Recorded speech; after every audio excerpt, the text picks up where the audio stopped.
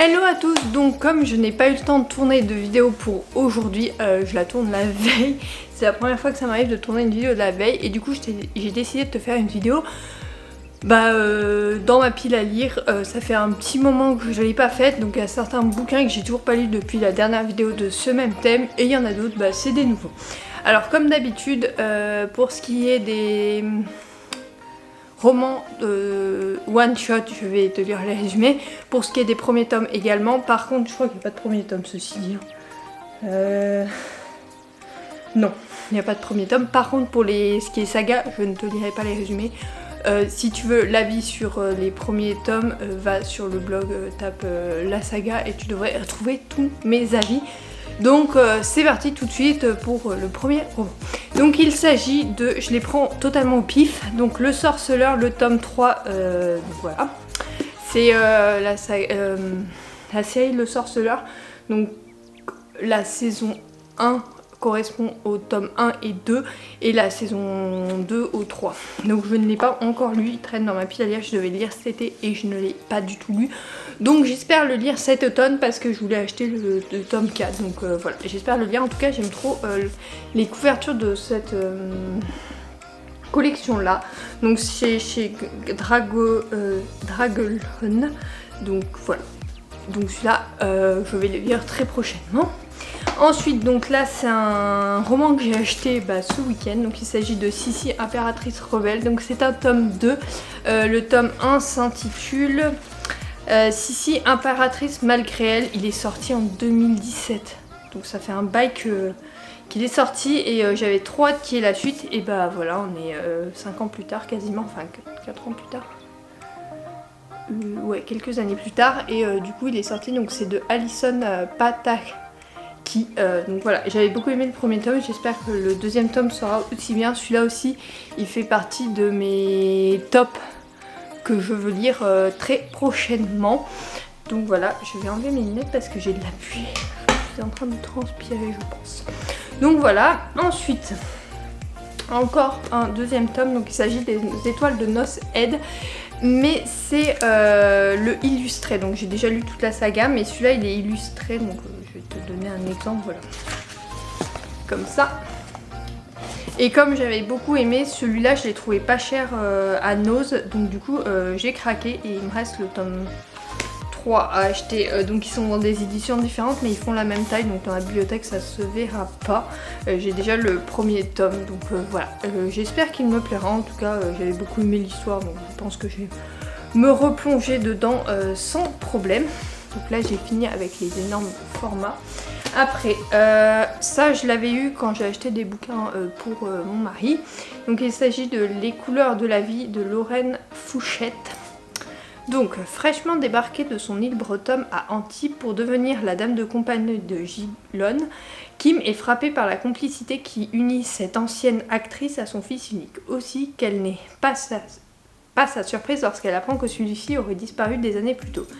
Gilonne est-elle victime d'un imposteur guidé par son désir de protéger celle qui pourrait être sa grand-mère? Kim va tenter de percer le secret de cette mystérieuse famille. Des vagues de tendresse, un parfum de Bretagne, une pincée de suspense et de l'humour à foison, Lorraine Fouchette déploie ici toute la magie de son écriture. Je ne connais pas du tout, je l'avais eu donc du coup en cadeau, c'était un livre offert pour 2 livres poche achetés, donc voilà. Ce qui est dommage c'est que la petite étiquette ne s'enlève pas, c'est incrusté. Donc voilà, mais il a l'air sympa, je le lirai, alors je sais pas quand parce que c'est pas trop le mood d'hiver, c'est plutôt un mood été-printemps. Donc je sais pas, il risque de traîner pas mal de temps dans ma pile à lire je pense. Quand je ne choisis pas les romans, c'est hyper compliqué de me les faire sortir de ma pile à lire. Donc après, Né sous une bonne étoile de Aurélie Valloniès, donc ça c'est ma maman qui me l'a passé. Comme tu le sais, j'aime beaucoup l'auteur, j'en ai lu pas mal d'elle et j'ai hâte d'en lire d'autres et celui-là ça fait partie de ses derniers publiés, il me semble, si je dis pas de bêtises, enfin du moins en poche parce qu'on les a tous en poche, donc voilà. Ouais, 2020, donc bon, voilà, c'est récent. À l'école, il y a les bons élèves et il y a Gustave. Depuis son radiateur au fond de la classe, ce jeune rêveur observe les oiseaux dans la cour. Le garçon aimerait rapporter des bonnes notes à sa mère, mais ce sont surtout les convocations du directeur qu'il collectionne. Pourtant, Gustave est travailleur. Il passe plus de temps sur ses devoirs que la plupart de ses camarades, mais contrairement à eux ou à Joséphine, sa grande sœur pain bêche et première de la classe, les leçons ne rentrent pas. Pire, certains professeurs commencent à le prendre en grippe. À force d'entendre qu'il est en camp, Gustave finit par s'en convaincre sans imaginer qu'une rencontre peut parfois changer le cours des choses. J'aime bien les morales de ces histoires, donc j'ai hâte de le découvrir. J'espère qu'il sera sympa et qu'il me plaira comme les autres tomes. Enfin, pas les autres tomes, les autres romans de l'auteur. Ensuite, Gilles Le Gardinier, donc pour un instant d'éternité. Pourquoi Gilles Le Gardinier? Parce que comme tu le sais, c'est un auteur que j'aime découvrir régulièrement. Donc pour le résumé, c'est plutôt... je vais te le lire, ce sera plus simple. Vincent sait mieux que personne ce qu'est un secret. Spécialiste des passages dérobés, c'est à lui que les riches et les puissants font discrètement appel pour dissimuler leur trésor ou s'aménager des issues indétectables. Alors que Paris célèbre l'exposition universelle et sa phénoménale tour Eiffel, Vincent et son équipe deviennent soudain la cible de tentatives d'assassinat. Un de leurs clients cherche-t-il à effacer ce qu'ils savent de lui? Sont-ils trappés par des pouvoirs occultants? Dans une époque bouleversée, confronté à des mystères surgissant d'un autre temps, Vincent va tout faire pour déjouer la menace et sauver les siens. Ces découvertes feront voler en éclats ce qu'il croyait savoir du monde. Donc c'est du suspense, c'est le genre de roman qu'il écrit et j'aime beaucoup son style, donc j'espère qu'il me plaira. Ça fait un moment que j'en ai pas lu de lui et celui-là est énorme par rapport aux autres que j'ai pu lire parce que j'ai toute la collection avec ceux-là là. Mais je ne l'ai jamais lu. Donc à voir, en tout cas j'ai hâte de le découvrir, on verra bien ce qu'il donne. Il traîne depuis quelques temps dans ma pile à lire. L'avant-dernier un autre que ma maman m'a passé, donc c'est de Raphaël Giordano, Le jour où les lions mangeront de la salade verte. Donc l'auteur, je l'ai déjà découvert je crois une ou deux fois, mais je suis pas sûre. Je n'ai pas un souvenir de fou, et comme je n'ai pas mes notes, je n'arrive pas à lire si je l'ai déjà lu. Bref, pour le résumer, Maximilien Vogue, homme d'affaires puissant et charismatique, ne manque pas d'assurance. Il est même l'archétype du lion rugissant au caractère bien trempé, prompt à vouloir tout diriger et contrôler. C'est typiquement pour ce profil d'hommes et de femmes que Roman Gardner, piquante trentenaire, a créé son programme de relooking intégral de mentalité. Réveiller la sensibilité, l'écoute et la bienveillance chez ses clients, amener un peu de douceur et d'humanité dans ce monde de brut, voilà ce qui l'anime. Lui si fier, elle si passionnée. La rencontre entre Maximilien et Roman ne va pas être de tout repos. Une chose est sûre, elle va avoir du fil à retordre, pour son plus grand bonheur. Donc voilà, il a l'air rigolo, celui-là il me tente bien, mais après tout cela, j'en ai quelques-uns, c'est pas trop des romans d'automne-hiver. Donc à voir quand je les lirai, mais en tout cas celui-là il me tente pas mal d'avoir relu ce résumé. Il me tente bien, mais je peux tellement lire que j'aimerais lire. Déjà il y a Sissi, là j'en ai d'autres, donc c'est un peu compliqué. Là j'ai La confrérie de la dague noire, donc c'est le tome 19, donc L'amant trahi de G.R. Ward. Comme tu sais, c'est une saga que j'essaye de suivre très régulièrement, et donc celui-là fait partie de mes players parce qu'il est sorti cette année.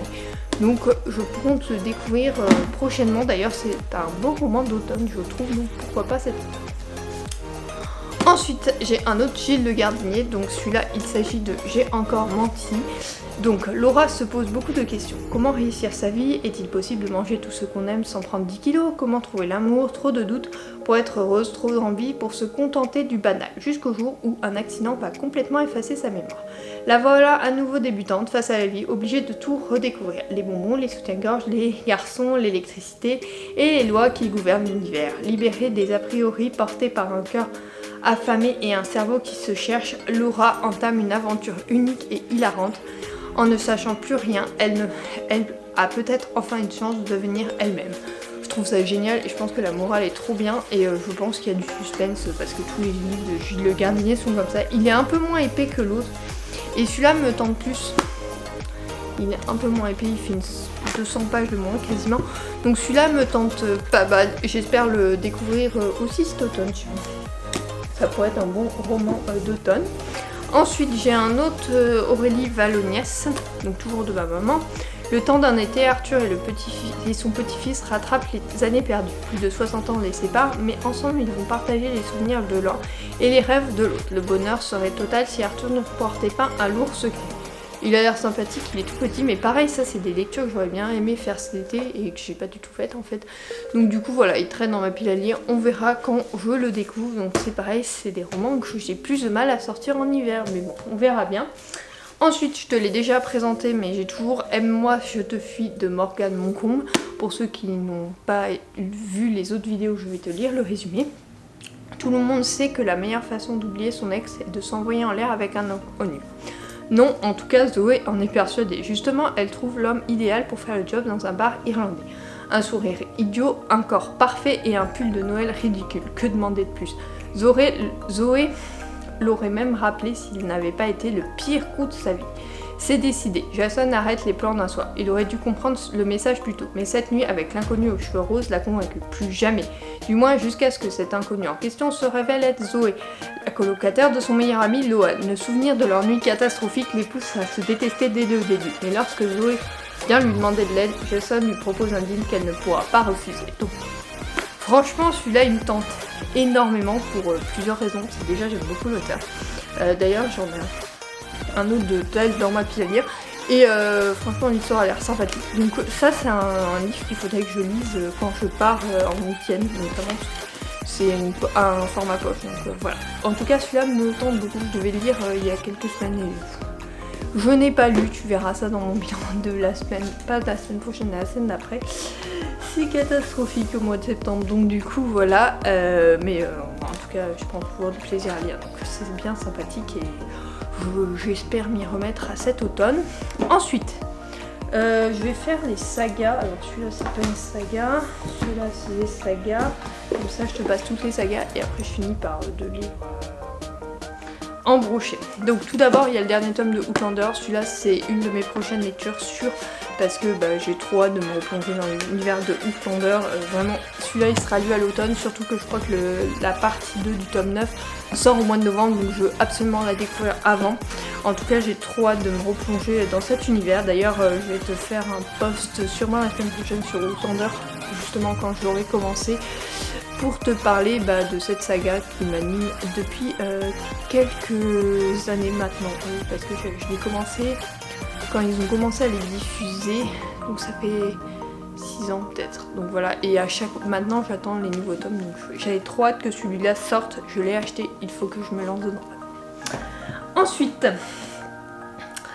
donc là c'est le Off Campus, le tome 5, donc The Legacy d'Elle Kennedy. Donc c'est un tome 5, je vais pas te lire le résumé. Apparemment on retrouve les anciens personnages, enfin voilà. Je vais voir, en tout cas j'ai hâte de le découvrir et j'espère qu'il me plaira parce que j'avais beaucoup aimé cette saga, donc celui-là je le garde et j'espère qu'il me plaira. Ce sera une lecture je pense doudou, donc je vais me la garder pour quelques temps. Ensuite j'ai deux tomes, donc le tome 2 et le tome 3 de Compass de Brittany C. Sherry. Donc le tome 2 c'est Lueur de l'Est, le tome 3 c'est À l'Ouest les vagues et j'ai le tome 4 qui va sortir ce mois-ci. Donc je les ai pas encore découverts, donc voilà. Il faut que je le fasse, mais je sais qu'ils sont très dramatiques les romans comme ça, et donc j'ai pas eu le temps de m'en occuper. En tout cas, j'espère le faire très très rapidement. Je te tiendrai évidemment au courant, surtout que cela risque de finir dans mes favoris, c'est quasiment sûr. Pour finir, il me reste deux romans. Donc le Emily Blaine, Les tartines sont meilleures quand on les partage à deux. Donc celui-là, je crois que c'est le dernier qui est sorti d'elle. Alors, Tristan photographe, Emma est médecin. Depuis leur rencontre lors d'un mariage, Tristan est convaincu qu'elle est la femme de sa vie. D'ailleurs, le destin semble d'accord avec lui. Il ne cesse de mettre Emma sur sa route, mais toujours le timing et les aléas de la vie les empêchent d'être ensemble. Alors Tristan attend, et Tristan y croit pour eux deux. Après 8 ans de relations en pointillés, de fuite d'Emma, de rupture sans explication, ne serait-il pas le moment d'avancer pour de bon? Oui, il va tenter sa chance une dernière fois. Soit il tournera définitivement la page de cette histoire, soit il retrouvera enfin celle qu'il aime. Bon, c'est un petit roman, je pense qu'il peut que me plaire. De toute façon, c'est un Emily Blaine, il fait un peu moins de 300 pages, mais ça, c'est une lecture que je peux t'enfiler en un dimanche. Donc voilà, je verrai quand je le découvre. En tout cas, j'ai hâte de le découvrir parce qu'il a l'air génial. Et enfin, le dernier, Morgane Moncombe. Donc c'est un tome 2, il me semble. Mais comme le résumé te spoil pas du tout le premier tome, et j'avais même pas compris que c'était un tome 2, je vais te lire le résumé. Enfant star, Daisy Coleman est la chanteuse la plus en vogue du moment. Elle a tout pour être heureuse, hormis la seule chose qu'elle désire depuis toujours, Thomas Kelber, le meilleur ami de son frère, et le seul homme capable de l'aimer. Thomas a toujours ignoré les avances de Daisy, cette jeune fille qui le suivit partout du regard, mais le voilà de retour après 4 ans d'absence et tout a changé. En devenant son garde-cœur, son seul but est de la protéger coûte que coûte. Le plus dur s'avère toutefois de garder ses distances, car Daisy est devenue une femme et elle compte bien lui prouver. Sociopathe ou non, Thomas Kelber tombera amoureux d'elle, elle s'en fait la promesse.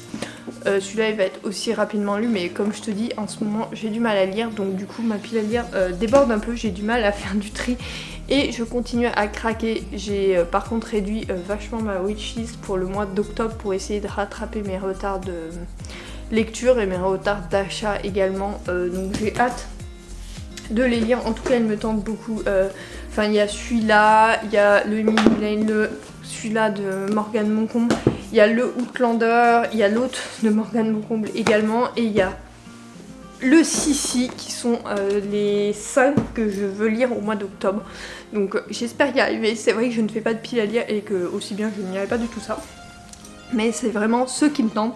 Donc voilà, cette vidéo est un peu improvisée et j'espère qu'elle t'aura tout de même plu. En tout cas, j'ai pris de plaisir à la tourner en rentrant du boulot parce que je me suis dit, enfin quand tu la verras, ça sera la veille, je me suis dit pendant le boulot, mais en fait j'ai pas de vidéo pour demain et la semaine prochaine, ça tombe le 30 septembre, le vendredi, donc du coup il y a mon book haul du mois et il n'y a pas de vidéo sur YouTube, donc du coup j'ai dit il faut absolument que je tourne une vidéo et comme j'avais envie de te faire un tour dans ma pile à lire, et que le mois d'octobre je n'aurai pas la place de le caler, j'ai dit bah je vais le faire là, je le tourne en rentrant, je verrai ce que ça donne et si j'ai le temps de le publier, au pire je le publierai en retard, mais je vais essayer d'y arriver. En tout cas c'est parti pour le montage de cette vidéo et sinon je te retrouve dans 2 semaines pour une prochaine vidéo. Bye.